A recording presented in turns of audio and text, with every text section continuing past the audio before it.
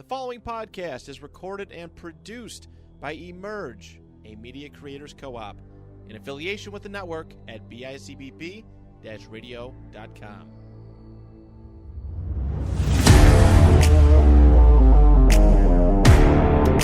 Welcome back to Next of Kin. I'm your host, Rich, joined by my son, Christian.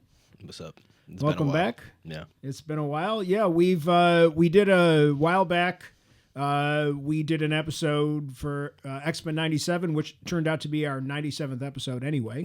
And then that was like 3 months ago. So, yeah. Well, we've been busy because we've been developing this new space, and you've been really active with the 716th Legion. Yeah, the YouTube channel. So And I'm playing some D&D with them and stuff like that. So, but we really felt compelled to get back. We're going to rebrand a lot of we're going to finally create all our own socials and a new logo, and we're really going to try to take the podcast in a different direction, right? Like, we want it to be different than some of the other things that we're doing, right? yeah, some shorter form stuff. Probably not maybe not even a podcast anymore. Yeah, but we're gonna have a YouTube channel. This is what this will be going up on. Yep. So But, you know, if you're interested in this kind of stuff, reach out to us and tell us what you think. And we're going to try to, I think we're just going to try to change up what we've been doing and have some more fun with it. I think a little bit more polished is our goal, right?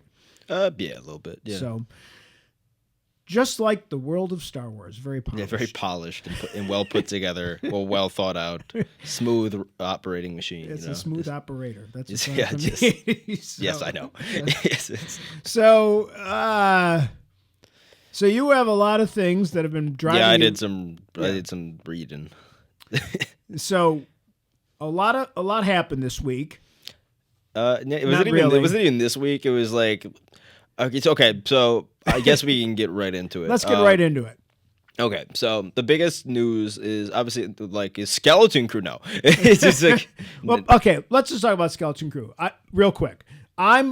I know what it is. It's a kid show. yeah, So I feel nothing about it. I but- feel nothing about it. I don't care. It's like- they're trying to, hopefully, this is the goal, to get young kids interested in yeah. Star Wars. I don't think the again. trailers have been very good. No, but this thing's been sitting on the shelf for a while, though, too, right? this has been in development for a few years. Yeah, so So some of these kids are now like 40 because the show was. it's not Stranger Things. It's not like no, but like this was filmed a while ago.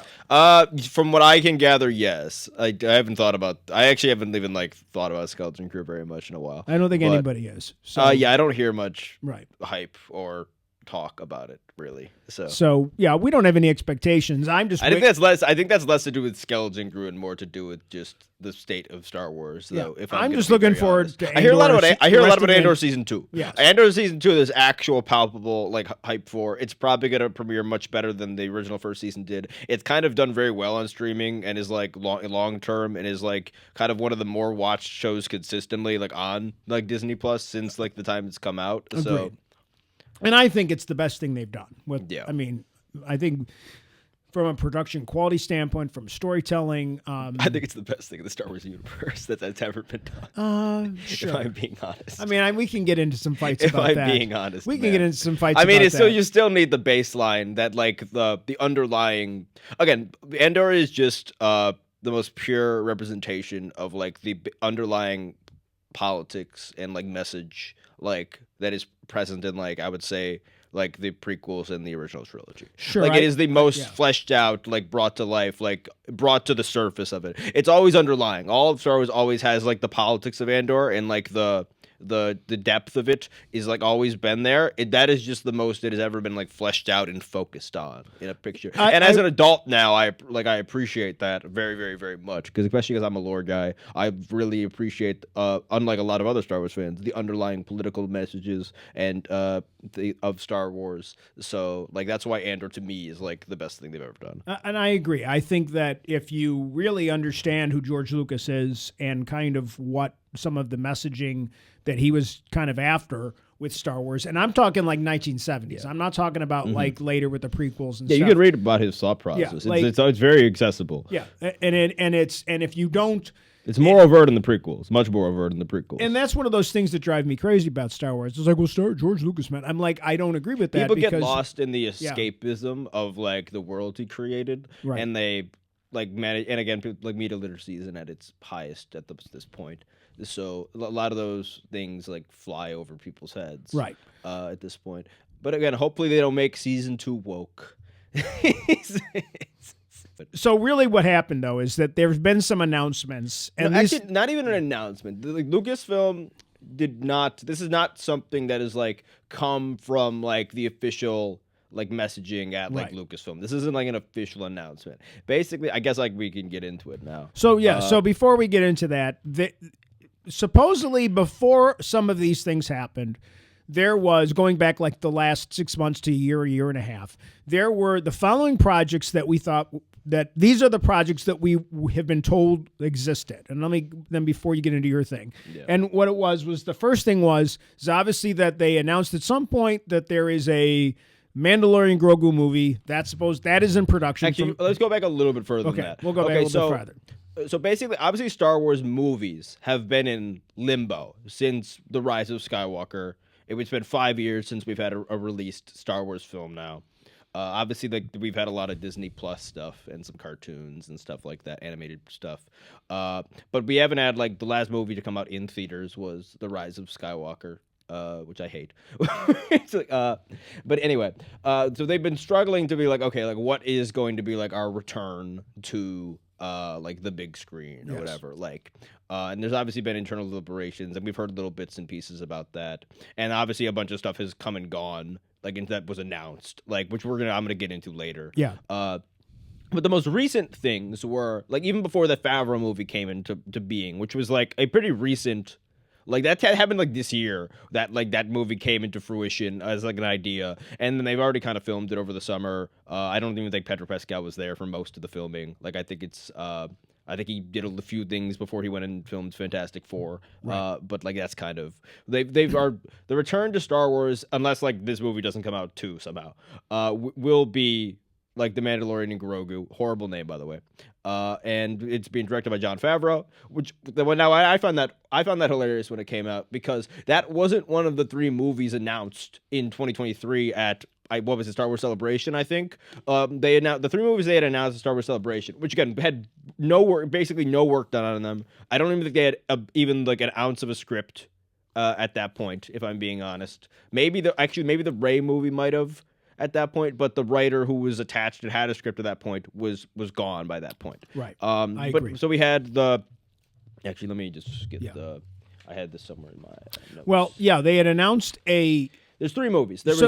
Go ahead. Name the 3 movies. There's a Filoni movie, which Yes. is supposed to be like a like the Defenders, basically. Yes, it was supposed. Like, it sounded like it was going to be like a movie version of like the Defenders, like this culmination of like a few of the different all like, the stuff that's been Disney going on Plus TV shows. right The now, like the whatever they call the Mandoverse, the Filoniverse, whatever like you name Ahsoka. like a stupid Ahsoka. I guess people- Skeleton Crew. people kind of Book felt Boba like- Fett, people like, felt like that it would all have something to do with like a culmination with the return film. of Thrawn, and it would be like with against Thrawn as a Thrawn. villain, like like Thrawn's the that big sort of bad thing. and that kind of thing. Then we had like a Dawn of the Jedi movie, which was like thousands and thousands of years, like even older than like say like a theoretical like Old Republic movie Right. would have been, like some like So beginning. no of the Jedi Yoda, type thing. predating everything. Like tens of thousands. How of the years before Jedi Skywalker came to be. Saga, which I don't know how I feel about that. It has Mangold attached. I think James Mangold's a pretty solid director. Yep. Obviously I like Logan. I even like the Wolverine quite a bit. He's done Right. some other stuff like Ford versus Ferrari, right? I think he did. He's a very good director. Yeah. And then the third one is like what's it? I don't even remember the director's name. Like an what's her name? Fuck. This was the Rey movie. Charmin Obaid Chinoy directed a Rey movie, which originally had like David Lindelof and another guy attached as the writer, and the writer was the Peaky Blinders guy. No. Well, before they even had the Peaky Blinders guy, it was actually right when this movie was first getting heard of.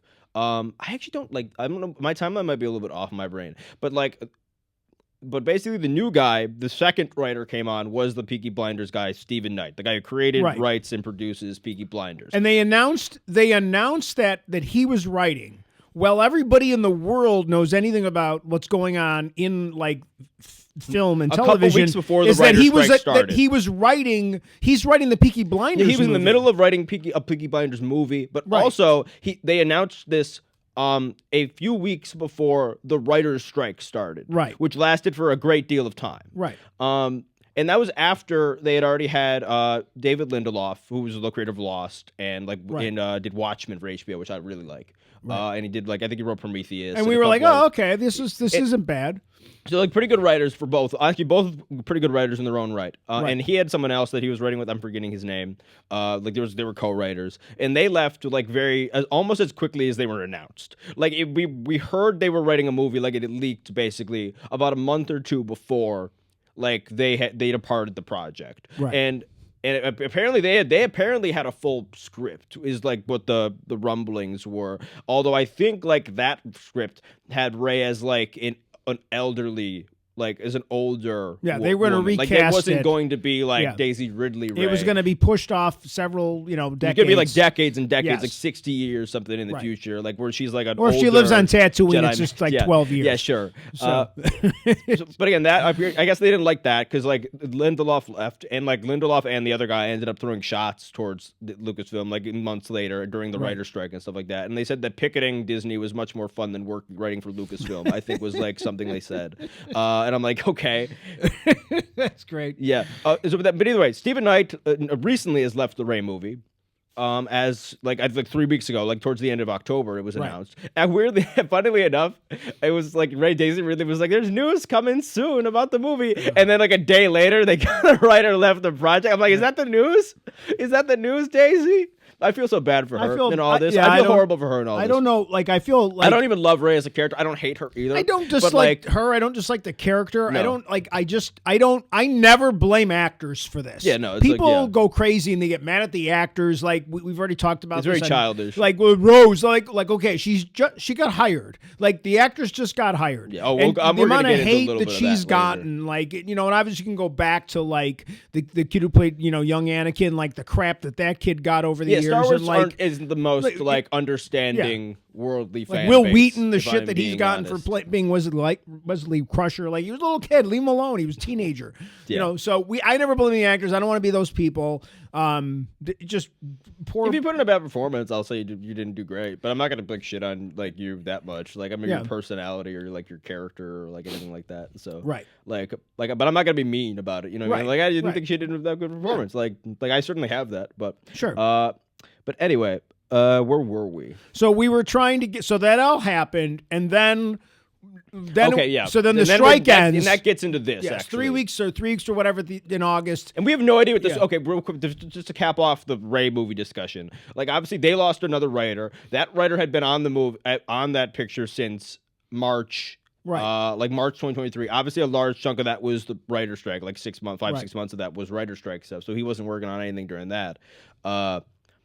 But he was on this film for a year and a half. That was after the first guy's already had a script that basically got seemingly canned. So and we have no idea we don't have no idea if they're even working off of the baseline of this guy's script. We don't even know if he had a finished draft really. At least with Lindelof, we know there was a finished draft. With Stephen Knight, we don't know how much work he got done. If there was enough for the next writer to build upon, because sometimes that happens very often where one writer starts, another writer finish it off, and the first writer gets a writer credit. Yeah. That happens. That happens all the time. Yeah. But we have no indication. There's been nothing that has been said that has indicated that that's the case necessarily. We don't know it's not the case either. But because the funny thing about it was they announced the Ray movie, but long before we heard anything about the Mandalorian and Grogu. Yeah, they brought movie. Daisy Ridley. She actually had the most. Because she actually got brought on stage. So that movie was seemingly the movie that they had was going to be. They were going to start within months. Yeah, of that was the movie they indicated. But they was didn't the have a farthest script along. when that happened. I think at D23. I think they even made it pretty. I think they even. That was a D23. It was at a D23, and you and I discussed this. So did lots of people. It was all over the internet. You don't even have a script, but you're acting like you're filming it tomorrow. Not tomorrow, but you were filming it soon, and everybody knew there was no script.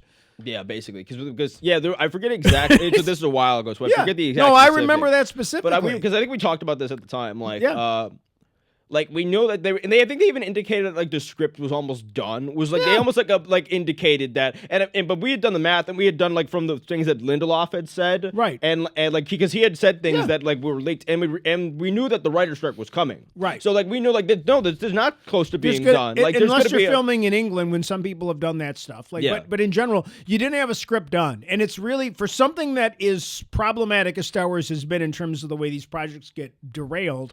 You got to have a writer. Like, you can't do the thing where like some stuff got into production, was being filmed in England but there were no writers on set. Like that no was writers on set. So Yeah. like They did you're not, solidarity You're with not that. fixing anything. So it's kind of like obviously now we're into August. It's been 3 weeks. That Right. movie still doesn't have a writer. Right. Now that leads us to like that was the biggest Star Wars news in a while. Like that's like regarding upcoming Right. projects. And then there was a little bit of rumblings that maybe the Mangold movie Right. was going into production next moved year, up earlier. which would indicate that like not now because again when they announced that Rey movie, there was like almost like I don't even know if they said it explicitly, but there was like an indication that like the Rey movie was our return movie to like big screen Star Wars, which I don't think that's the best. Would have been the best choice. That's obviously not the case anymore. Like Right. Mandalorian Grogu has 100% leapfrogged that. For Now it seems, and again, like this movie had like a release date of like December 2026. That does not seem very likely at this point in time, especially considering that they don't have a writer attached. Like after 3 weeks, it's been so that movie is very, very, very likely not going to reach. But if they get Mangold's movie into productions next year, it could be. Have they announced a Mando Grogu release date? Yeah, summer 20. It's like May or something, or July or something. Like it's been the summer of 2026. 2026. 2026. So they were basically teasing us that there I are don't going to be think that's the two best movies return in the movie same either. year. Two movies in the same year. Yeah, there's a bunch of Star Wars. There's a few Star Wars like movies that have like that are untitled that have release dates. Like even after, like there are 2 untitled release dates. Like after when the December 2026 one, which was originally supposed to be the Rey one. Let me mention something. Like I don't even know what's gonna happen. Let me with it mention now. something about these things. So one of the things that comes up is you have release dates. And what happens is They shift around. But what I was going to say is that like, these companies will all, they'll be kind of like jockeying for position, so to speak, like, all right, who's coming out Christmas 2025? And then it's like, okay, well, we got something. So they kind of pencil it in. So if I'm a rival product, or even in the case of Disney where we have multiple products, we're not going to release them on the same day. We want a buffer. We don't want like a Marvel movie and a DC movie to come out within a couple weeks of each other. One of the reasons why Solo failed, actually, was because it was so too you close to other Disney you stuff. clump this stuff together, then you might have. Plus, they also have an Avatar at some point coming out. That's what I'm saying. Like, there's the Fox stuff now. You have to add like did Disney like historically like they've had Pixar, a couple of their other like animation stuff. Yeah, they don't want Marvel you're not going to and go up Star and, Wars have traded release dates from time to so time. so already some of these release dates don't seem like Now they're add hit Fox them. or whatever and the hell then they got to call that move now. something else into that slot because you don't want to give up that slot because you got to fill the slot. So something's got to go in there. And they have the 20th century stuff now too. Which True. I forget what they call it internally now. I don't but know. whatever the 20th century like Fox branch of Disney is now. So, they don't call it Fox I'm anymore. just kidding. Obviously, but It's the Fox. The first formerly known as Fox. yeah. So now it seems like the Rey movie, which right, again, so- was indicated to yeah. be like this return movie, now might not be like the third one, Right. if it ever happens. I'm not even sure this movie's ever going to be made. No, and that leads yeah. us into this other topic, which was So this is now we're up to what's been happening the last couple weeks. yes, November 7th. We're a little bit Yes. late to this. Yeah. Or it's the 15th right today. So it's been about a week since this news came out, a little bit over. Deadline got an exclusive. This was a Deadline exclusive. Mike Fleming Jr. is the author of this article. He said that it's titled Star Wars Trilogy Deal. Lucasfilm taps Simon Kinberg to write and produce a new trilogy of Star Wars movies. Immediately, I'm like, why would can we get like a single movie that comes out successful first before we announce? And Right. again, this isn't Lucasfilm announcing this. This isn't like Lucasfilm Having a announcing press something way release. too early, which Yeah. they did. Because all three of the movies, as far as I'm concerned, all three movies announced at Star Wars Celebration or whatever they were announced, like the three movies that we talked about, were announced too early in their process agreed. to be Agreed. announced. Yeah.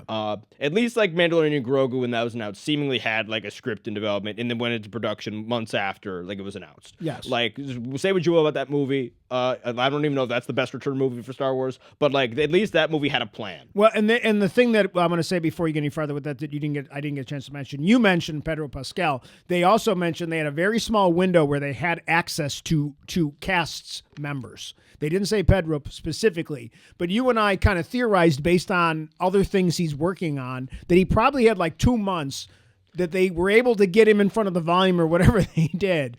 He had to go to Fantastic Four. Like he literally had to go to. No, Fantastic but Four. like there are going to be scenes where he takes his helmet off, so they had to shoot all the crap where he's got his helmet off. However, before the John Wayne's grandson puts the costume. Yeah, because back like on. the main two characters are a guy that doesn't like the main, like it's John Wayne's grandson and another guy actually that like alternate between like being depending in the suit. on what the action is. And they don't use his voice; it's just his body double, obviously, basically. And another character that's not even that's a puppet or a robot not there. puppet thing. Yeah, so like that's like the. And I don't think that was the one that had the problem. It wasn't like the robot's like, the listen, robot is busy. I'm not available February to January. Yeah. I'm in a animatronic is very costume busy at the moment, and I'm playing Gizmo or something in the Gremlins reboot. Oh my God, I got a costume on. So all right, all right, and this is the again Deadline got this exclusive. I don't know if like we don't really know where it's from. We're gonna get into some speculation on that later. Here we go. Basically, it immediately starts off with. It's this great line where it's like Lucasfilm has closed a deal with Simon Kinberg to develop a trilogy of Star Wars films. Kinberg will write the trio and produce them with Lucasfilm chief Kathleen Kennedy, which makes this a little bit less realistic considering like we don't know how long she is going to still be at that head of that studio.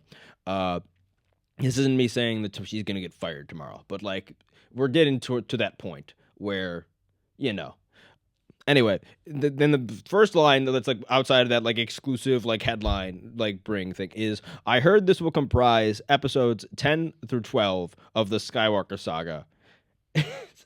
which again it was almost which in the same article a few lines later insiders dispute this and they will just be continuing a storyline saying that dispute that it will be continuing the Star Wars saga storyline instead that it will begin a new saga.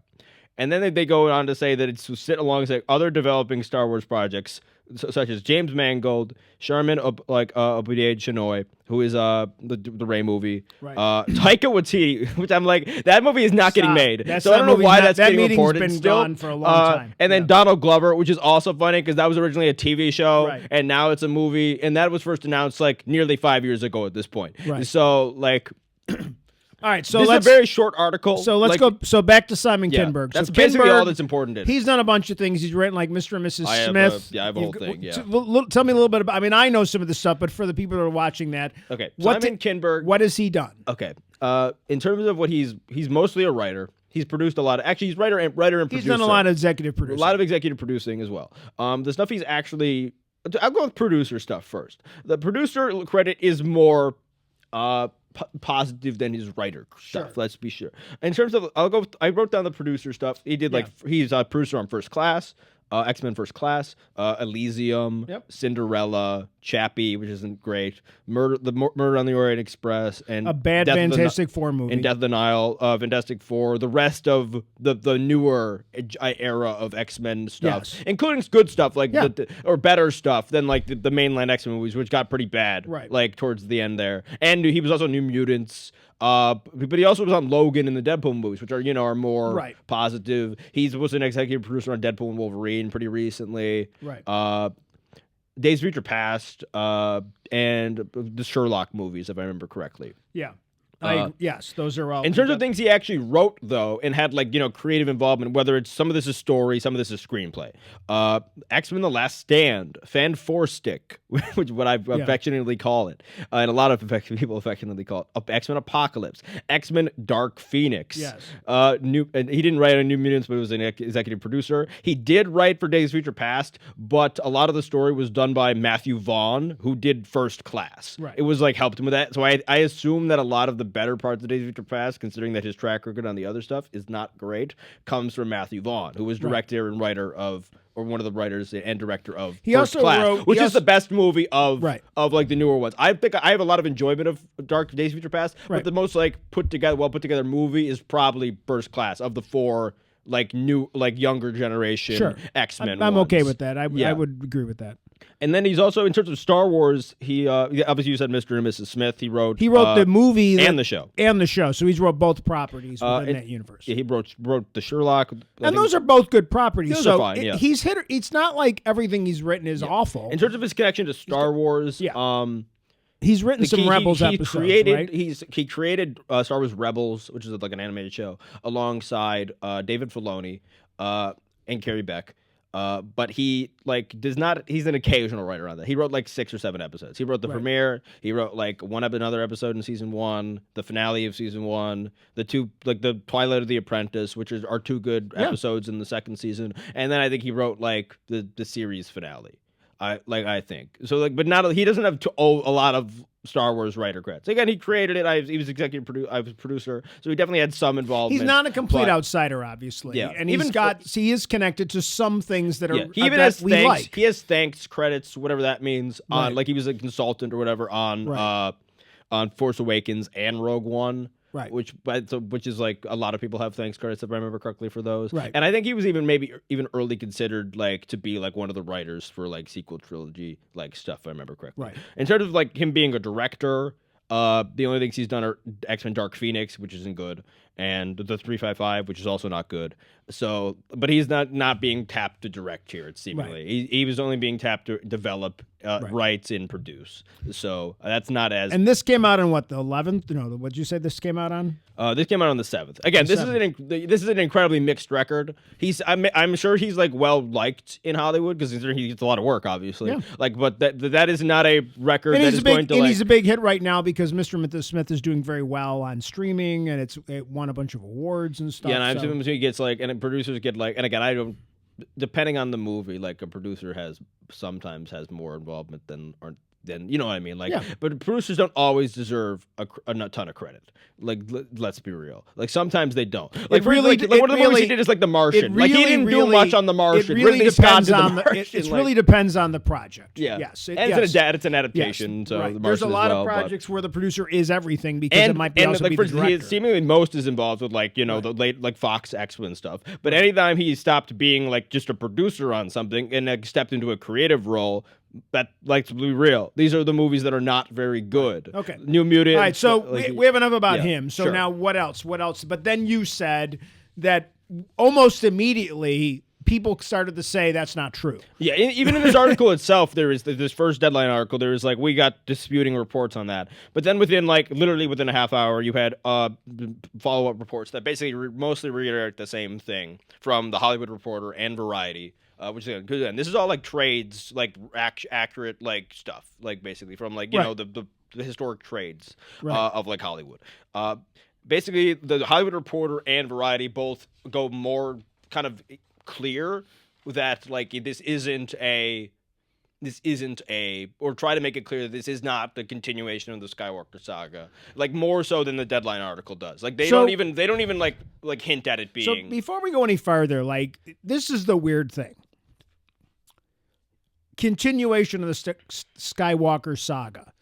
Well, the next thing I have. The Hollywood Reporter article specifically says, not a continuation of the Skywalker saga, brand new characters and a new story, although that does not mean some characters could not or would not pop up. And there's a specific character that comes out in later articles and a few days after this that like make it. That's why like this is confusing. This is the frustrating part for me. When they say Skywalker saga, there are no Skywalkers. She may have changed her last name to Skywalker at the end of the last movie. I'm not going to get into. I'm not getting into that. There are no Skywalkers. Not really. There's like so unless all of a sudden Luke has a grandson floating around or Leia has a grandson floating around and they've been hiding on Tatooine again.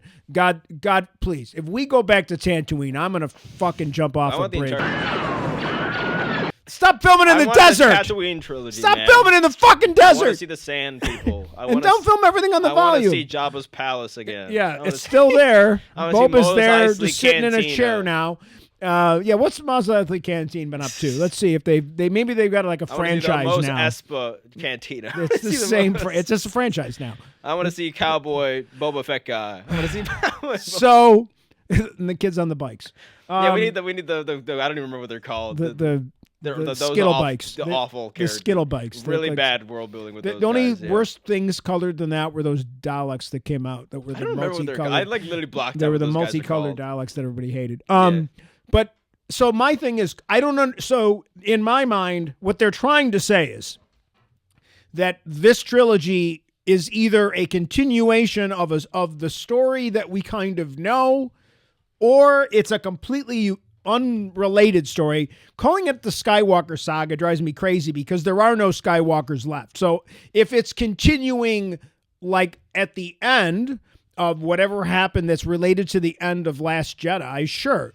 Or it's completely got nothing to do with anything that happened in episodes 1 And through again, 9. all these 3 articles are all November 7th. They're all very short. They basically all just indicate that we've heard that like this is in development. And these are all legitimate things too. This isn't these are like legitimate- Screen these are Rant or legitimate outlets. Collider Yeah, or some these- bullshit yeah. ones.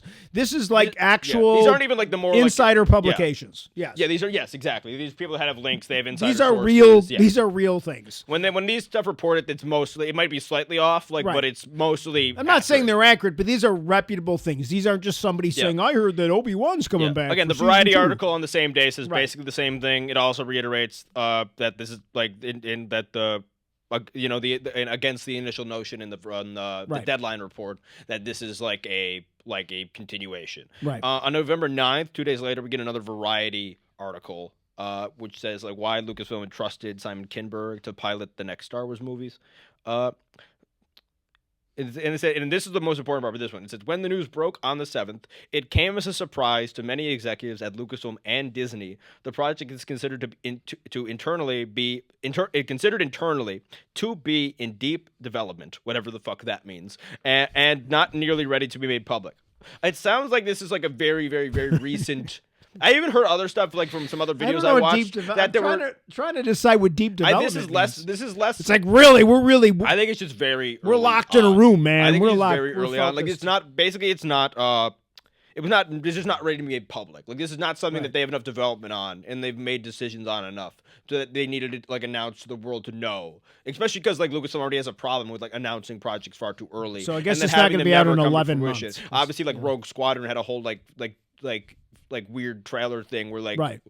what's Wonder Woman director, I forget, Patty Jenkins is like Right. on like a tarmac with like an X-wing and puts like a fucking helmet on, Right. and like that movie just doesn't exist. That movie's Right. been indefinitely shelved, Right. and they had a whole like trailer for it. Like that's just one of like like maybe 10 other movies that have like it's very funny because like Marvel has got so much like shit for like Blade, for instance, like because obviously Blade's been in development hell. Like for it's like it's with this big block on like a record. Usually when Marvel announces something, like it comes out. Like the only ones are like Inhumans, which was kind of a weird thing. Like it was weird like interfighting Right. between two sections of Disney and Feige's section 1. But the Blade is like the big like one that is like it's separate. Like it's very like not like Marvel to do like to have a movie go on and be in development hell like this, especially because you announced him on stage like in like 2018 or something like Mahershala Ali. Blade, All right. you Well, let's announced. not go down. I don't want to get, No, but get I'm into saying the like Marvel I'm universe. saying Right. like Marvel have that one and they've got shit for like Star Wars has like 5 or 6 of those. Okay. So what happened next? Okay. Was also a surprise within the industry that Lucasfilm had turned to Kinberg as the newest steward to Star Wars on the big screen. There's like they go into that some people see he's a sensible and safe choice is the quote. Apparently understands how to talk to executives, whatever that means, and allay concerns about creative decisions in like costly bottom line, which just sounds like okay, so he's like a pushover. To me, to me is what that sounds like, and I'm like, but his movies like are not like the X-Men movies, which are like his biggest things he's done. They're not like overly successful. Like none of like Apocalypse made money, but like Dark Phoenix didn't. Like Last Stand, I guess made money, but these aren't like these overly successful like movies that costed like a huge amount of money necessarily. The problem with these movies are, and things in general that have come out from Disney, whether it's a show or a film, and I'm talking about like whether it's Indiana Jones, Marvel, Star Wars, my point is though, Star Wars keeps getting in the way of these productions and sending them back for reshoots. And then all of a sudden, like, multiple times, like there's Marvel movies that are getting reshoots that like, and the movie comes out in a couple months. Yeah. So studio involvement in these projects, or interference really seems to be what's causing these things to get expensive. Like they never just let these movies get done. Okay, yeah, basically. Also, okay, so then other insiders they talked to, or like other just industry people that were talked to from this article, also called him a risky bet, which is I think more like fair to his track record. And then they specifically say due to like his contributions to the X-Men films, which again I'm Right. an X-Men, I'm very much an X-Men guy, especially more in the last few years. But like in like those films aren't good. Like those are some of the weaker films. Like a lot of the films he's more creatively attached to are some of the weaker films like within the X-Men franchise, which is not like the strongest overall franchise. Like if I'm being honest, anyway. No, there's a lot of problems in the X-Men universe. So, And again, and then they specifically mentioned like his directorial debut, which is Dark Phoenix. Which was like, you know what I mean? Like, it's not like this. It's not a movie that has like a good word of mouth and a good like outside. And again, like when you first look up this guy, these are the movies that you're gonna see. Like so, which is weird. Why it makes it weird to call him safe. Yeah, if you go on like, IMDb, like you're obviously he has a much. known We discussed it. He has a much more complex history with Yeah, producing and a lot definitely. of hits here. But like the average just person who doesn't know this, doesn't live and breathe it, is gonna be like, well, look at these bad movies that he was attached to, like New Mutants, like Right. Dark Phoenix, like Apocalypse, Last Stand, Van Stick. Like you're just gonna see those. Like you see those, and then the red flag gets waved. Like Right. They said that one of the major factors with him getting selected for this apparently was that he has a continued creative relationship with Carrie Beck and Dave Filoni from like the Rebels time and obviously the early sequel trilogy and Rogue One stuff. But however, the outreach was apparently made specifically by Kathleen Kennedy herself. And weirdly enough, just for some other backstory, Kinberg was originally supposed to write the standalone Boba Fett movie before that became a show. James Mangold was supposed to direct that at one point, Right. but that never even got they never even got to put a full script in on that because after Solo failed, they basically shelved the idea of doing solo films. So that never even happened. Otherwise, they say that this project is super early and the quote is nascent stage, which is like very very early, very very early. Like they barely even like got anything on paper. Right. Yeah, alarm bells. This is what I wrote down now next to my notes for alarm bells. It's just starting ringing to me. Basically, it starts off with forget. This is the first line of the article. Forget the Death Star. The most coveted weapon in the Star Wars movie arsenal is the character of Rey Skywalker. Which I don't even know where to get started on that. Again, I don't. Well, there was a couple things that came up with that thing. I guess so. the bar is not very high for what their most coveted weapon would be, considering that most of the legacy characters have been exhausted. Okay, so and multiple of the other main characters from the sequel trilogy, particularly John Boyega's character and Oscar Isaac's character, every interview that those two have given indicates that they would probably not ever return to Star Wars. right. They've had a couple more kind things here and there. Let's assume you could get one of them back. Okay, let's just pick. It doesn't matter which one. So you have Rey and one of the other two characters, and BB-8. Chewbacca. And a guy in a suit. Like I don't remember the new actor's name. He's great. Yeah. That's it. You're not bringing back a So again, 90-year-old I Lando guess this is Calrissian. right because like the bar isn't We're very not high. bringing any characters back that anybody wants. But that I think we have any lore for. Yeah. I think the idea is like that they're like that if you think that like the best thing in the entirety of Star Wars arsenal is just like one character is like a very much a lack of imagination and a lack of understanding of what Star Wars is, kind of. Does that make sense? Yeah. Like the best thing in Star Wars arsenal isn't like a single character. It wasn't even like a single character from the original trilogy. Right. Like, you know what I mean? Like there is concepts that are much So, more. so like, from coveted my to me. standpoint, at this point in that timeline, you got nobody. Yeah. You got nobody. You have no characters. Like there are no characters. Like if I go to the end of the original sequel trilogy, right? Sure. That if I wanted to do something in between the end of episode 3 and episode 4, there's a lot of crap we can do. If we go to immediately at the end after episode 6, there's a lot of crap that we can do, and we're getting a lot of crap from that right now. Not crap. I don't think it's all crap. Most of it's Even Adam Driver, there's a lot which of I think- stuff. Even Adam Driver, which I think like Kylo, like now again, I don't think any of these characters are like overly well received. I think Kylo is probably like the best received. But he's movie. dead. He's dead. So like, you're not bringing like he's probably my favorite character from the last like, and I trilogy, don't but really he's get- dead. So like, what are you doing? Like yeah. I don't. It has Like, to let me get be. into some of the other because again, there's a lot in this article. That's why the one Lindelof is that what it was. His movie plan concept made sense that it was removed. That it was removed. Like, and again, it gave a new ground or like cover that's not like burdened by the right. Like, and the like, one comment I'll say is that trilogy. if you think about the Star Trek universe, when they decided to bring the TV shows back, they were smart. They said, we don't want a 90, like a whatever age. We have our movies with the original cast. We are going to jump 80 years into the future, and we're going to skip a bunch of shit, and we're going to get to a new point, and we're not going to worry about legacy characters. And they did a couple cast appearances with Spock and shit like that.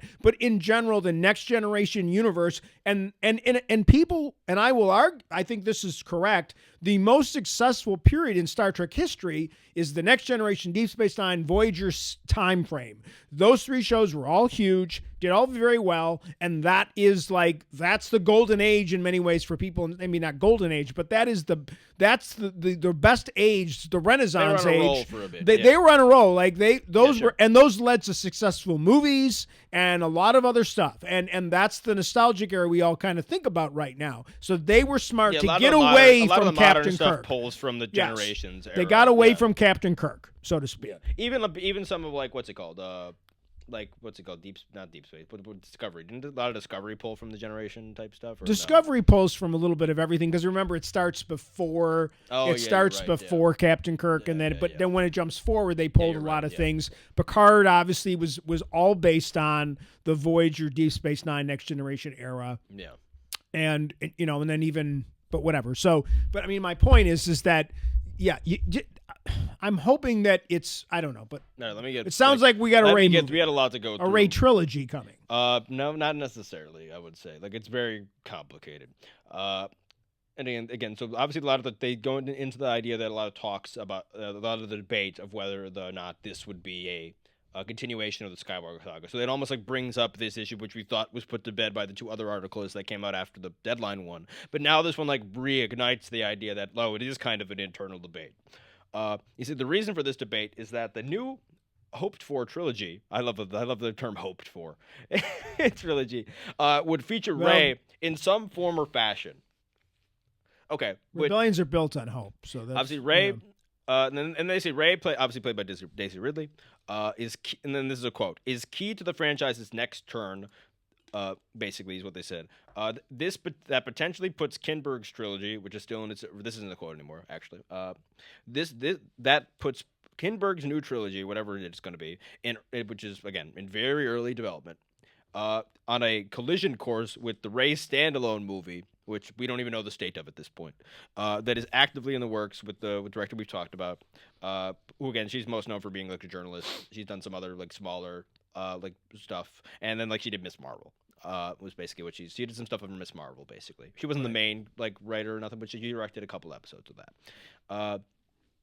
And again, like we said, that Rey movie has also lost its writer, and it had lost like its first writer like a year and a half ago. We lost David Lindelof and Justin Brett Gibson was the first 2 writers. That was the name I was missing out on earlier. That film was originally set for December 2026, which we mentioned. That's not going to very likely unlikely to happen now. It even says so in this article. Still no new writer on that movie. So which to me like indicates like okay, like is this like replacing like the Rey? Are they just trying to like because again if this article seems to focus on that like these insiders think that like that Rey is like this like gem of like something like she's the key to like whatever these movie like, and I'm like, and maybe she is like I'm like there are definitely people that like Rey as a character, but like there's also like obviously a lot of like backlash, and some of it's like very stupid backlash. Don't get me wrong, but other of it is just genuinely like disappointment with like how like the state of the sequel trilogy ended up being, especially when you look back on it as like a cohesive, like it's very bad. The sequel, like even if however you feel about the individual movies of the sequel trilogy, you're not going to argue with me that like it's some great cohesive like thing. Like each movie like actively undercuts stuff like from the movie before it. Right. Like episode 7 to episode 8, there are tons of things that are left on the table and ignored by Rian Johnson in that movie. And then when it goes back to JJ, half of the things that are set up in episode 8 are undone by JJ Abrams or ignored or like thrown by the wayside, including actual characters and like the main concept and lessons of episode 8. Right. Whether you like episode 8 or not, like it doesn't make like what they decided to do with those 3 movies does not make sense. It's not cohesive. No, of the 3 of the three trilogies, it's the least cohesive of the 100% three by far. trilogies. Like, And if you just talk about the concept of, and Disney themselves have admitted that things were rushed. Like at times Sure, to a things were degree, rushed. yeah. They've come out and said, well, yeah, we should have done Lucasfilm this. never has. Like what? Lucasfilm never has. Disney might have. Lucasfilm never has. Not Lucas. No, Disney. I said Yeah. Disney has come out and said that we've had some problematic issues with we rushed some things. Yeah. And so, again, they mentioned that insiders dispute, quote unquote, a battle for Rey between like almost competing projects. Essentially, it seems like, which is not how you build a cohesive cinematic universe where it's all the same timeline. That's not how you do that. But there is a definitely internal deliberations as to what film to use Rey in next. Then we get some quotes. She is the most valuable cinematic asset. She's the only asset. That's what actually, in some ways, maybe the only one Star Wars has right now. That's why the second part of that statement. That understand. statement's the only honest one we've kind of gotten so far. Yeah. I mean, to be honest, like. But anyway, obviously we're gonna see how if Mandalorian and Grogu are able to make the jump. And if that'll be profitable or not, I don't have a lot of faith that it will be. Okay, actually. so here's the problem. The problem is right now, let's assume that Mando and Grogu's a great movie and everybody loves it. The problem is, it's how many years before the sequel trilogy? Yeah, like there's a gap. And I think the ship has sailed on Mandalorian. The Mandalorian, I don't want to go into that. I want to talk about this thing, very but, quickly. Like because, Mandalorian season 1 is, I think, widely regarded by Yes. most people. Yes. Mandalorian season 2, things start to get more complicated depending on who you ask. I'm not going to get into Right. why, but some people find like the direction where it starts to focus on like older nostalgia stuff, especially related to like Clone Wars and Ahsoka and some other Right. stuff like that. A lot of people don't like that. Some people don't even like the Luke Skywalker thing at the end. And then season 3, it really falls apart for me. Season 3 looked, again, talk about rushed. Seems like 3 is very rushed. It doesn't have the production value that seasons 1 and 2 have. Yeah. Like we But always anyway, this we movie talk is about going to be we 6 talk about years removed right. from I would say the height of Mandalorian's popularity, which is season let's say season 2, regardless of how you feel of it, is the height of Mandalorian's popularity. Sure. This movie is now going to be 6 years removed from that. Well, I mean, there are reasons for some of these things. Some of it's poor planning. Some of it is being distracted by other things, and some of it is the strike and some other things. Like people don't understand, pandemic and some other stuff, you still got a pandemic and shit in there. There's 2 to 3 years that are lost in Hollywood. Like you almost have to like wipe out a year and a half, almost 2 years because of the COVID and then the strike. And that affected because everyone. it screws everything up. Like because the strike, the problem with the strike is like the strike being like 9 weeks or whatever the heck it was. It might have been slightly longer than that. Whatever it was, it delays that 9 to 10, 12 weeks, whatever it was, even the lead up to it, delays everything like a year because then everything gets screwed up. So, and then COVID, obviously, you got a year and a half in there. So, I mean, the 6 years is a problem, but it's a lot of things. And that Disney themselves yes. have like Bob Chapek's reign, which did massive damage to the company. They lost like half their value. Yeah. They made decisions that hurt Marvel, hurt Pixar, Yeah. hurt like Star Wars that didn't even The release park much. system, Yeah, the- the park system. Like yeah, like like- everything bad. Like Yeah. he did a horrible job. That's why they brought Yeah. Iger back. It's why they Yeah. cooed him and brought Iger back. Yeah. Like and Iger is weirdly enough, Iger has done a lot to fix things. Like he's done, like they've changed Pixar back to like not doing the Disney Plus thing, which really diluted the brand and like made people like trained people to like not have to go to theaters to watch Pixar movies, just to wait Right. for it to come out on Disney Plus. And then obviously they did a very like a soft Right. behind the scenes reset of Marvel, which we're only now just starting to feel. Like it took years, but like we're 2 years into Iger's like reign now, but we're finally getting past like the Chapek thing, where Chapek's thing was very much get as much out as cheap as possible as quickly as possible, which hurt Marvel irreparably, and like you can tell it by like the state of the universe post Endgame. Right. So let's really, I really want to, because again, we're already really far into our time frame. Yeah. So what else do you have that's specific based on what's been happening? I want you to focus now on the things that have happened. Well, there's this bullet points that I got from Twitter that basically is going instead of me reading through all this. Right. Like this basically puts everything like the main messages of this Hollywood Reporter article from the 12th. Multiple films in development that overlap characters and timelines that could impact the others from happening. So like there are multiple movies that use the same characters at the same timeline that like if one was to come up with the other affect like the in-universe continuity that would potentially like hinder other movies Right. from like doing what they want to do. Right. And they're not like Ray is like, obviously we mentioned Ray is key to several of them. Some Lucasfilms or directors are aware of what others are working on, while others are not. Which I'm like, okay, like I don't like that's not how you build like, you know, a consistent universe with one timeline. The OG trilogy is considered the Old Testament. And then there's a quote, you are being asked to create the New Testament, and no one can agree on anything, and there are a lot of second guessings about meanings. I don't even know what that means. Like, that goes to, you've got a lot of people that look at Star Wars with different opinions on what Star Wars is about. Mm-hmm. Yep. So, and you and I talk about this all the time. And I don't want to, like, there are people that want the complexity of Andor, and then there's people that want pew, pew, pew, pew. Yep, and I like both. I mean, I'm okay with both. And I don't mean to be derogatory to the pew, pew, pew people, but some people just want action. I'm a pew, pew, action. pew person at points. Like, I look at Star Wars shit sometimes, like a ship, and I'm like, ooh. There's a TIE Avenger. Like, I did it for the Andor trailer. Yeah. Like, which like, you know what I mean? Like, so I think that's what they mean by that. Yeah. Another source, which was more business-minded, said Star Wars is a nostalgia-based enterprise, and they are running out of ways to create nostalgia, which is like a very anti-creative, anti-art type thinking. It's not true. Like, Andor is not based in nostalgia of Star Wars, it very much at all. Like, there's some symbolism, like, here's a stormtrooper, here's a fucking TIE fighter. But, like, that's not, like, the crux of, like, Andor's show. It's not even the crux, whatever you think of Acolyte, which I'm not even going to get into, that's not the crux of Acolyte. Like, that's not at all. That's not even what Rogue One is. Like, Rogue One is, like a lot of the cool things in Rogue One are new concepts.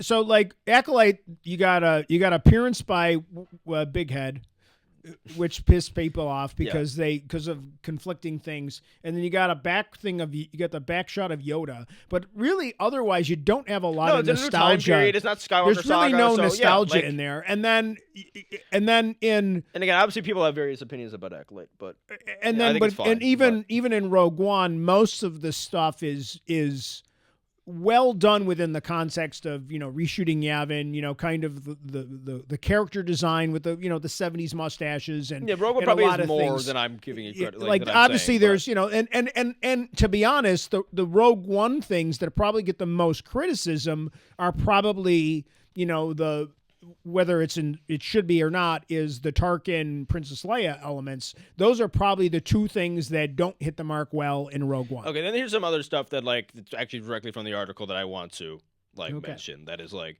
because it's not on this list. Okay, some Lucasfilm directors are aware of what others are working on, what others are not. For instance, Taika Waititi is working on a Star Wars. I don't know why that's getting mentioned again, which indicates to me that some people behind the scenes are telling this guy that like there's still this Taika Waititi movie in production, which like Taika Waititi is not even like popular anymore. You've even like moved, like Taika Waititi is more like disliked now than he is liked because of Thor: Love and Thunder. Some people don't like Jojo Rabbit because of like his appearances in some movies, like Free Guy and shit. Which is really annoying. A few projects that he's done have not because done of his well. interviews about his Star Wars movie, Right. which did not endear him to the fans in the slightest. Which, like people have gotten tired of his shtick. Yeah. Like whether that's fair or not is like I've gotten tired of his shtick. Like.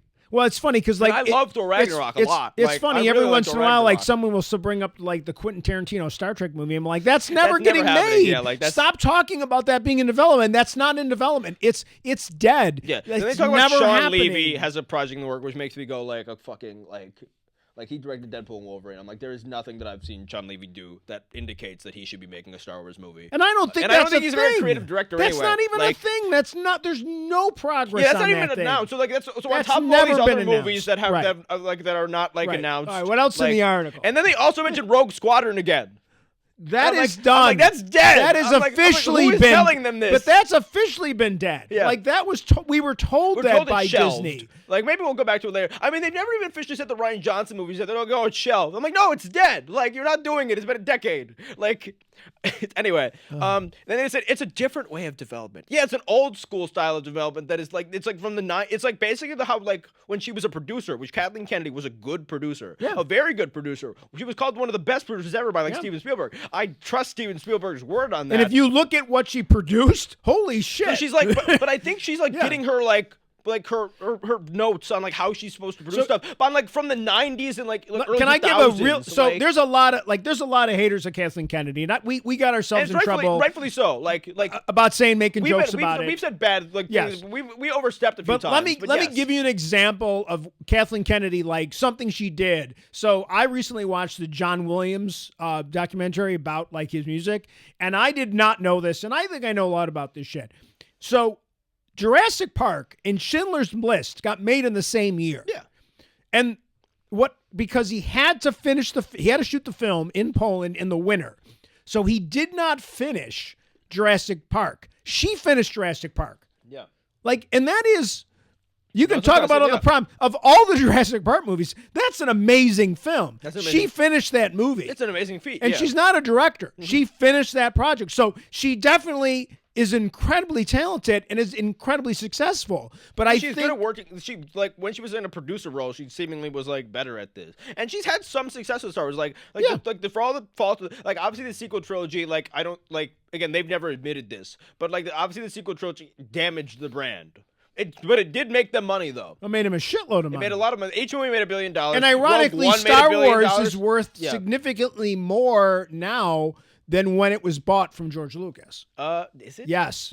Is it? I've read these To articles. be fair, they weren't making movies. It doesn't matter. So. Like it doesn't matter. They made movies and they made a bunch of other things that increased the product value. But I also think that a lot of their like, I think of some of their other like, I think like toys like they don't make like they're like it's weird. Like I don't. But there's pros and cons. I researched it. I researched it with me that like I don't think Star Wars has like in the same way that like the prequels captured a new generation of children into Star Wars. I don't think the sequel trilogy was nearly as successful at doing that. So that is definitely like why I think that which will hurt it long term. That's why I think Skeleton Crew they're trying to kind of find a way to get younger kids to want to watch Star Wars. But okay, I wasn't like I guess that makes sense though. But considering that they're actually making content, yes. like and Lucas obviously besides the prequels, like there wasn't like a lot of a consistent content coming out. So yes, that does make a lot of sense. That there's actually still stuff being pumped out. They're a more effective studio at putting stuff out now. That makes sense. Sure. What was I? Okay, so this is where I was. Okay, so there's a lot of parallel work going on basically, which is not being like communicated between creatives. This is the one that like made me go nuts. This isn't even in this like list that I saw that was like what people were mainly getting mad at, but like. This is a paragraph. It also points out to the unique nature of Star Wars. To fans, and in this case, filmmakers and producers, it is not a brand or a franchise, but something akin to a religion. I agree with that. Like, there is something about Star Wars lore that is more important to fans of Star Wars, like, in just the state of the universe and, like, the things going on and, like, the interaction between them than, like, a lot of other things. I agree with that. This is where it goes wrong. Unlike Marvel or DC with decades of stories propelling them forward, or even Harry Potter with 7 fleshed out books, Star Wars at its core has been the original George Lucas movies, and nothing has been codified or been made more canonical in modern times than those 3 movies. To filmmakers and executives, the first trilogy is the Old Testament. That's not true. That is not true. Everything you said in 2013 when you took over the company, that like everything that we produce after this is canon. I know you don't treat it as such because you have like cartoons overwrite shit that happens in the books and cartoons in the comics constantly. But every comic you've released in the last decade, every book you've released in the last decade are canon. You've said it. Like and a lot of those books are New York Times bestsellers. You could have adapted any of them. You have shit. You have, like, that's not true. The entire extended universe, which not all of it's great. A lot of it's not great. But you have really good books. The Thrawn trilogy is, like, a good book series outside of being a Star Wars book series. Like, there is, like, all sorts of legend shit that is really good. That there is lore. There's video games. The idea that there's nothing else is fucking stupid. Like, who is telling them this? Like, who is telling this reporter this? Like, that's fucking ridiculous. Who is the person? Yeah, whoever said that is fundamentally wrong. They're brain dead. They're fundamentally wrong saying that because there is so much lore. Again, I don't think it's very clear that fucking like that like Filoni does not care about the books and comics, like despite being shade of director, because he's overridden it constantly. Which I'm not even against that necessarily, but it's very clear that Filoni does not hold them in the same regard as like the cartoons and like the other in movie stuff. And There's a some big merit to that. But that means Kathleen yeah. Kennedy Kathleen Kennedy does not know a single thing that happened in any book or comic. She probably barely knows it exists. And that's one of the parts of the company that are being run better right now. Is the Right. supplemental. All right, so what else books do we and got? comics. What else do we got? But anyway, that's just like oh my god. That drove me nuts. Then their big debate is to make standalone movies or to continue the Skywalker saga in any form is a fundamental question for the company faces as it tries to move forward. And then there's another great thing. This is funny. The television side doesn't appear to have these problems. What are they talking about? What are they talking about? The television's running smoothly? Is that what you're telling me? Okay, so I think you overstate some of your complaints over that we've had conversations about. Nobody complains about Andor. Andor's fine. No. There are definitely in terms of Boba Fett's a disaster in my mind. Yeah. Mandalorian is on a whole a plus versus a minus. I would agree with that, but season 3 is not good. A lot of people really liked Obi-Wan. I would say, I'm not gonna lie, I think Obi-Wan is more on the negative than positive. I think I would say you're probably right, but I think there's a lot of people that really liked it. And I don't even like hate it. I like Acolyte more than the average person. I does. loved Ahsoka. I know you've got some issues with Ahsoka. I think Ahsoka is. I like Ahsoka, but like the reality of Ahsoka to us is Ahsoka only works because we watched Rebels. And guess what? Most Right. people didn't fucking watch Rebels. Right. So most people are like, this isn't accessible to me. This is entirely like you need to appreciate that these are like adaptations. And that is definitely a Filoni. And there's definitely a Filoni problem. And you said this yesterday. People don't like Filoni. And he's continuing like this decade long. Like even the end of Ahsoka, like the last episode of Ahsoka is bad. Like the last episode of Ahsoka is not good. Like, it's like with the fucking zombie troopers. And I like the Mortis God shit. I like all that stuff. Nobody knows what the fuck that is. Right. Like, an average viewer doesn't like that. The Mortis Gods were in an episode, like, introduced in 2010. Yeah. They didn't own the company yet. They didn't, like, you know what I mean? Like, that's not a thing. Like, you're in this, like, he's in this little school of, like, I'm a student of George Lucas, and I know Star Wars, nobody else can tell me. But it's like, it's not accessible to anyone else. Like, you need to have balance. To be fair, we have to see how that is handled in the second season. Yeah, and I think Filoni's done well. Like I think parts of Filoni's like and if it wasn't in the first for couple like, seasons of Mando, in my opinion, if it wasn't for like really a hateful internet environment, I think Acolyte would have been much better received. Yeah, I agree. But the reality is it's a net negative for the company. The statement that TV's fine is hilarious. Yeah, that's like doesn't make any sense. I'm like, where have you like parts of TV are fine. Yeah. But it's clearly a lot. And even the concept of the fact that Disney Plus is got some issues just in general. The app's haven't done that well. Like, no, the Star Wars movies don't do. No, but I mean in general, like to say that the TV side of things is fine is to say that the Disney Plus is doing well. It's very weird. They had to like restructure the whole. They behind the scenes they got to buy Hulu and they got to do all this partnership to try to make the app more successful. When Iger came back in, he changed the methodology of like what makes Disney Plus success. Like Iger just thought you could, Chapek just thought you could shit things out and just put it on Disney Plus and people would watch it. That was obviously not true. Iger is a little bit more of a better approach to it. He's got he does like even Deadpool and Wolverine. Deadpool and Wolverine didn't come out like on Disney Plus like 40 days after, like which it would have with under Chapek. It came out like it just came out like 4 months after, like that which allowed it to like live in theaters for a while longer. And that's where you're going to make money. Yeah, exactly. Like, and it's quantitative. You can say how much money that it made. And then you can have the value. And here's where they don't get this stuff. So not only do you make money off of it because it's in the theaters, but then because it makes so much money in the theaters, you're able to then, when TV wants to air it, regular TV like FX or something wants to throw it on, it's worth more. That's why things come on it's worth more because now you're like, made this money in the theaters, but if you rush things to the streaming channels, that's how you license it. So the licensing of it is important.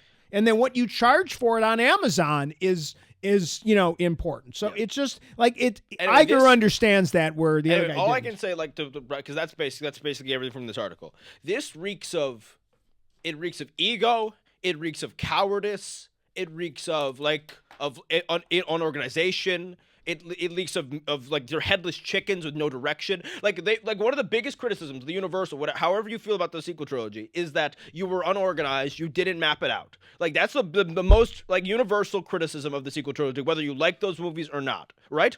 Correct? Yeah, And- I and think it's the been biggest 5 criticism years. that we have And is it's been that 5 years. what drives us crazy is there were scripts. Yeah, There yeah, were there scripts was a that Lu- weren't there was a used. Lucas script that We wasn't don't know what used, they yeah. were. Maybe they stunk. Maybe, who knows? Maybe Lucas just had lost his whatever, and you wrote him on the And weekend. I'm not even one of those people that are like, well, if they did the other one, like the Duel of Fates episode 9, it would have been no. That movie also sucked. I've read it. Like that movie's also not good. Like Well, the biggest the problem only thing is good in that movie is that movie was smart enough to give Rey a double-bladed lightsaber. That's the only thing good, like worthwhile in that movie. It's like when it was the most obvious thing on the board that they never did. Chewie got his medal, man. Yeah, great. But like this all reeks of like that they haven't reckoned with. It's weird because you haven't made a movie in 5 years. Why is that? Is it because you were so successful? Like, no, you haven't made a movie in 5 years because like your last two movies, like The Last Jedi and like What year did Last Jedi come out? 2017 and 2019 was Rise of Skywalker. Like, there's no reason that you haven't made a movie unless you know the brand's damaged. So here's my question, and this is what I want to try to like envision a timeline. But they won't admit the brand's damaged. So 2019 Skywalker comes out, and then we go into a pandemic within 6 months to a year when that movie comes out. So they probably at that point did not really have a plan for the next thing. Yeah, that was going to the theaters.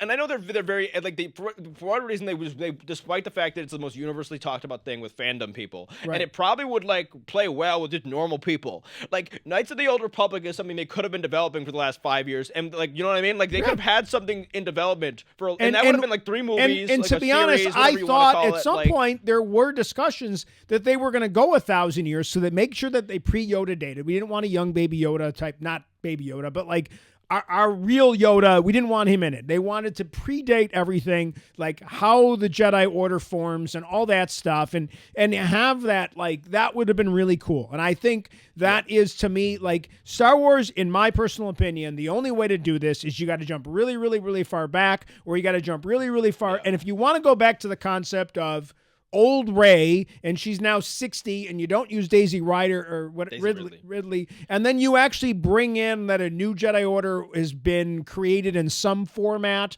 and that you've got a new, a new But I don't even think you can Sith do that. friend like, or like the something. Rey, the Rey thing doesn't work for me because, like, despite if you like Rey, like or not, which like obviously there's mixed opinions on her. I'm right in the middle. Like Right. I don't think she's the best written character ever, but she's not like I like her a lot in the first movie, and then like I don't think she's like given a lot to in the next two, if I'm being honest. And just the fact that her story is all muggled because they were like, I hate Disney also because they're cowards. Like Lucasfilm are cowards. Like obviously The Last Jedi was a very divisive movie, but it's worse that you didn't stick with your decisions than and you end up just like you literally like half of your scenes in the next movie are like In my opinion, the hyperspace ram yeah. was 1 in a million. Like Rose only gets a minute of screen time. I'm not a nobody. I'm a Skywalker. Like, So, you know yeah, what I mean? Like, yeah. let's undo everything the last movie did. So yeah, definitely for sure. And that- you can't give Rey so the thing during- that people wanted to see Luke Skywalker do. Yes. Regardless, like people wanted to see if you're going to do a movie. Again, you could have succeeded with the concept of the Jedi Order needs to die. Like if you wrote it well enough, you could succeed with that concept. You can't then renege on that concept in the next movie and then give people the concept they wanted Luke Skywalker to see to do the movie that people don't. You know what I'm saying, right? my you can't biggest give Rey the problem- thing that they wanted Luke to do. To be honest, the biggest crime, and you and I talked about this morning, is that we never get The three on screen together, and Yeah, you can Han- throw Chewbacca in there too. Yeah, on Luke Leia. Are you kidding me? Lando. Are you kidding me? Lando, I don't give a shit about. Bring him in the 6th movie, the 9th movie, and that was fine. I don't need Lando. But the fact that we did not get a Luke, Han, and Leia, Chewbacca would have been there too. A shot with R2D2, like R2D2's like fucking plugged in for the whole. Yeah, the legacy characters are mishandled. It in those drives movies, me yes. crazy. And then even using fucking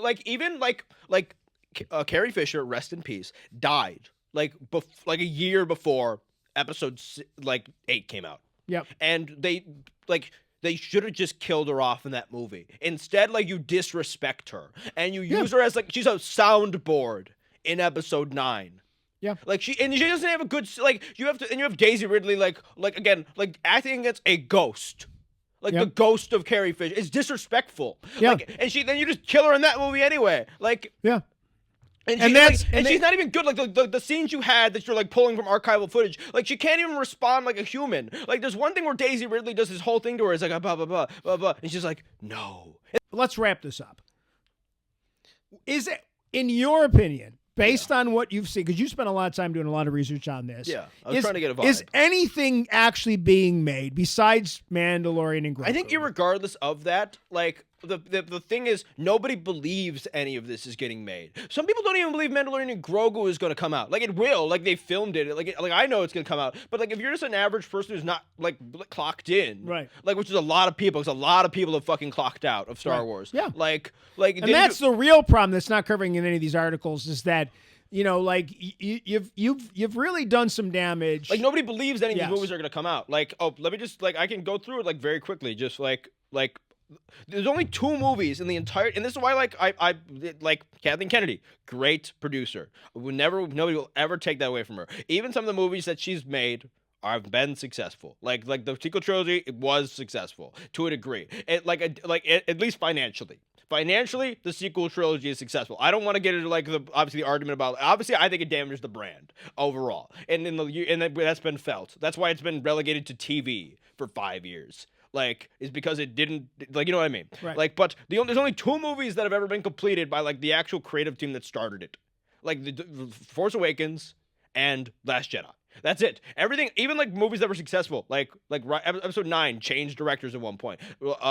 Like Rogue One changed director in the middle of it because Tony Gilroy took over from Gareth Edwards, and Tony Gilroy, from all like who obviously did Andor, from all accounts resurrected that movie. Like Lord and Miller filmed almost the entirety of Solo before they were fired, and then they gave it to Ron Howard, just to finish. And that's before you even get into Colin like Rian Johnson's canceled trilogy, Benioff and Weiss canceled movie, Patty Jenkins, R.D. Dillard, Kevin Feige, like you know what I'm saying? Like these are like the Lando movie that's still in hell, Taika Waititi. Like these are dozens like you know what I mean? Like these are lots of projects. A canceled Boba Fett solo movie. Like my problem with all this stuff is that. And it really comes down to chaos. Stop announcing things. Yeah. Like shut your mouth. Don't leak anything. Don't announce anything. And don't announce it unless you're filming tomorrow. Yeah. Like unless you're actually to me, you got a script, you announce the cast, and you say production starts in January. Like even this is all Lucasfilm leaks. Like all of the information we've heard are people inside Lucasfilm leaking stuff. For what reason? I don't know. Like I even think that potentially the trilogy leak thing came from like the Kathleen Kennedy like camp. I literally because I think there's a level of like they know the writing's on the wall. Their time is running out. In the last few years, the 3 movies they announced at Celebration, this now, The Mandalorian, Grogu. This is the floundering of people that know they are going to lose their jobs soon. It's a miracle they haven't, especially because Iger is basically, he whipped Pixar back into shape. Well, and there's some things I don't like about the way he's whipped Pixar back into shape, like the fact that they seemingly are going to be relying a lot on sequels. But he fixed Marvel after Chapek took away a lot of the power from Feige to do things. And again, I don't love all of Marvel movies that have ever been made, but it's certainly has been a worse period for the time, and we're now just starting to get that back. I don't understand why action has not been taken here in 2024. So what else? Let's wrap this up. That should have been it. Right. Let's wrap this up. I don't even know how to wrap it up. I'm like, this is just, to me, this is people and again, I think this has confirmed a lot of people's fears that they still don't have plans. They're still not mapping things out. There's still organizational chaos. There's probably multiple camps that do not get along with, there's probably the Favreau camp probably does not get along with the Kennedy camp, I assume. Yeah. There seems to be rival camps leaking things. This is ridiculous. The entire, leave the animation, whatever it's doing, leave animation, leave the books, leave the comics. But if they want anything, they want to change the right now we're on course to being like in 10 years they're gonna be making documentaries on the fall of like a juggernaut, like the most like popular franchise that's ever existed. Like that's what we're on course for. Like I feel ambivalent. I'm like a lifelong Star Wars fan, and I just want them to like. I'm like, please, just like let me see Andor season 2, and then put the franchise down, like put it out of its misery. I would rather see it at that at this point. Like literally, that's what I like. I don't feel anything about Star Wars anymore. Like, and that's weird. Like my entire life I have felt a way about Star Wars. Like that's probably stupid. It's my own over personal like connection to it. But like I don't feel anything. Like I just like at all. Like I just want it to die. Like I would rather have it die than see it go through whatever the fuck it's going through now. And these people just like are like the top brass needs to be wiped out. They like it's very clear. Like it's very clear that this is unorganized. This is ridiculous. They've cost you money. My thing is you gotta just go, and this is again, I'm not in charge. I'm not saying this is what's going to happen. But again, I'm going to go to the standpoint, you need a new Star Wars universe, so to speak. You need, and I'm not saying reset and pretend the old universe doesn't exist. I'm just saying you got to get out of everything. You have to like, and sit down with creative people and say, okay, 80 years after Rise of Skywalker, what's going on in the universe? And pick up from there. Yeah. No Chewbacca, no R2-D2, no BB-8, no Rey, no Lando, no nobody. Just adapt one of your best sellers. Just like, go look at, think of your Legends stuff, think of something and come up with something that doesn't require you like to, I don't know what the number is, but like somewhere beyond where we are. And not try to fit it in. You need to create new canon. And you can talk about things that happened. And if you still want to do your Mando stuff and your Ahsoka stuff, that's fine because it's in a different time frame. But you got to get out of all this stuff. Nobody wants to see any of these characters because you don't know how to handle them. So you almost need to start fresh and just give us a completely different thing. That's my personal opinion. On your book, you have a lot of creative people that like you have really good authors like Claudia Gray, like lots of people. You brought back you had a new Thrawn trilogy by like the same guy who did the original one. Like just bring like. Just like even if you like just like it's that easy. Like I don't know why they're so ambivalent to that type of stuff. Like just do something. Just do like you have stories that exist. Like don't like I don't know what this article was talking about. That like there is no other things to pull from. That's fucking deranged. Like I don't even know. Like all right, we're gonna wrap it up. Yeah, that's it. So yeah. Again, but I agree with you too.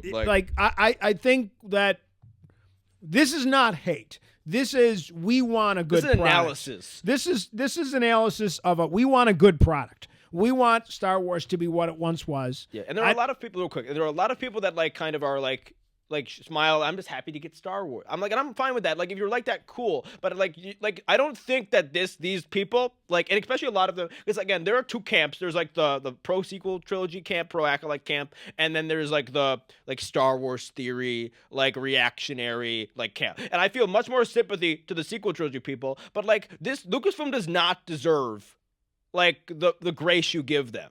They have not treated you the same way. Like the way that Acolyte was handled, they do not get it. The way that like actors have been treated by Lucasfilm. Well, I don't want to go into that because we already did a bunch of things that we don't know how we're going to edit into this video. Yeah. So let me just wrap it up. Yeah, let's just wrap it up. So again, we're coming into the standpoint that we're fans and we want a good Star Wars product put in front of us. That you got to find a way, whether it's different people, I don't know what it is, but you need to because you've kind of taken a really cool franchise and it's just. Our analysis of it is that there's just too many mistakes being made. So, in regards of our channel, like I said, Next of Kin, we're going to kind of rebrand how we're doing things, and we hope that you like the content that we produced here today, and it's good. We're going to try to do some different kinds of things.